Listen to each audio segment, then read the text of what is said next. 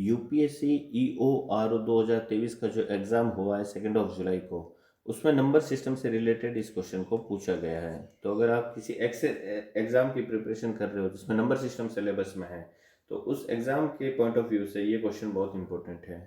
क्या है क्वेश्चन का जो कंसेप्ट है, पहले उसको समझेंगे, फिर इस क्वेश्चन को डिस्कस करेंगे। क्वेश्चन में हमें गिवन है कि 2 to the power 10 जो है, इसमें हमें इकाई के स्थान पर मीन्स यूनिट डिजिट पे जो डिजिट आ रहा है वो डिजिट हमें फाइंड आउट करना है।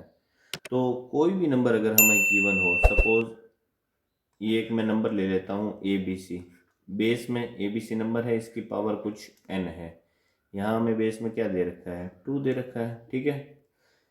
बेस में कोई भी नंबर लेता हूँ मैं ए बी सी से, ये मैंने 3 डिजिट नंबर लिया है, आप इससे ज़्यादा भी ले सकते हो, 2 डिजिट भी ले सकते हो, 1 डिजिट भी ले सकते हो, मैं 3 डिजिट लेके चल रहा हूँ, ठीक है। तो कोई भी नंबर जो होता है, जो भी नंबर हमें बेस में गिवन होता है, तो इस बेस की पावर अगर कुछ भी दे रखी है, तो उस पावर का एक्सपेंशन करने पे जो यूनिट डिजिट आएगा वो कंप्लीटली डिपेंड करेगा ये जो भी बेस में नंबर गिवन है इसके यूनिट डिजिट पे। तो सबसे पहले तो हमें इसका जो यूनिट डिजिट है उसी को यूटिलाइज करना है। तो अल्टीमेटली जो भी हमें नंबर गिवन दे रखा होता है उसके यूनिट डिजिट को यूज़ लेना है और उस यूनिट डिजिट की पावर हमें n पुट करना है। अब यूनिट डिजिट की पावर जब हम n को यूज़ करेंगे तो ये जो भी पावर दे रखी है हमें n, इस पावर को हमें डिवाइड करना है किससे, 4 से, और रिमाइंडर हमें फाइंड आउट करना है।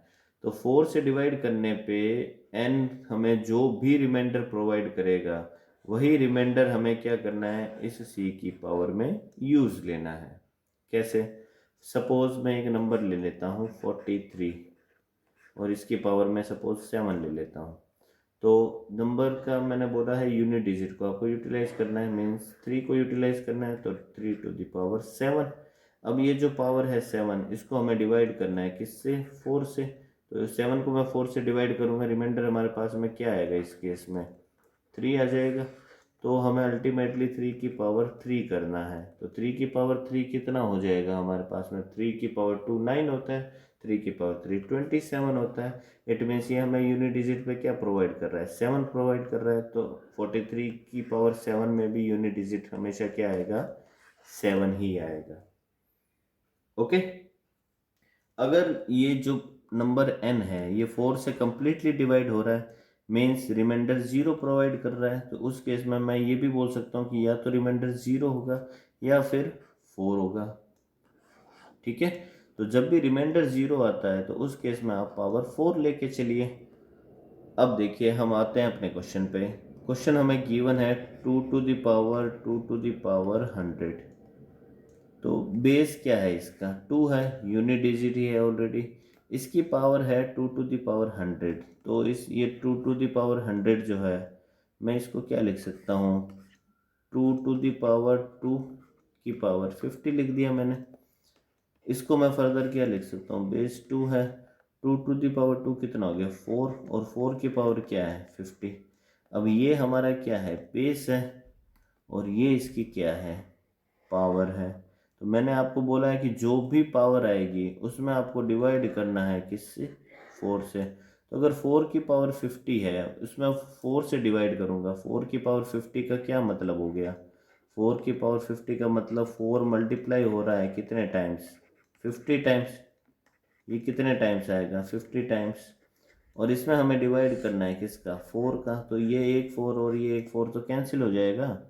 इट मीन्स यहाँ से हमें रिमाइंडर क्या मिलेगा, 0 मिलेगा। और जब भी मैंने बोला है रिमाइंडर 0 मिले तो आपको क्या लेके चलना है, 4 लेके चलना है। इट मीन्स जो हमारा अल्टीमेटली ये प्रोवाइड करेगा गिवन एक्सप्रेशन, वो क्या प्रोवाइड करेगा, 2 to the power, रिमाइंडर लेना है, रिमाइंडर 0 आ रहा है तो हमें पावर 4 लेके चलना है।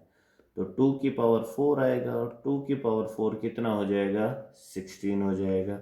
तो 16 हमें प्रोवाइड हो रहा है, तो 16 में यूनिट डिजिट क्या है, 6 यूनिट डिजिट है। इट मीन्स इस पूरे एक्सप्रेशन में भी जो यूनिट डिजिट आएगा वो हमेशा क्या आएगा, 6 आएगा, ठीक है।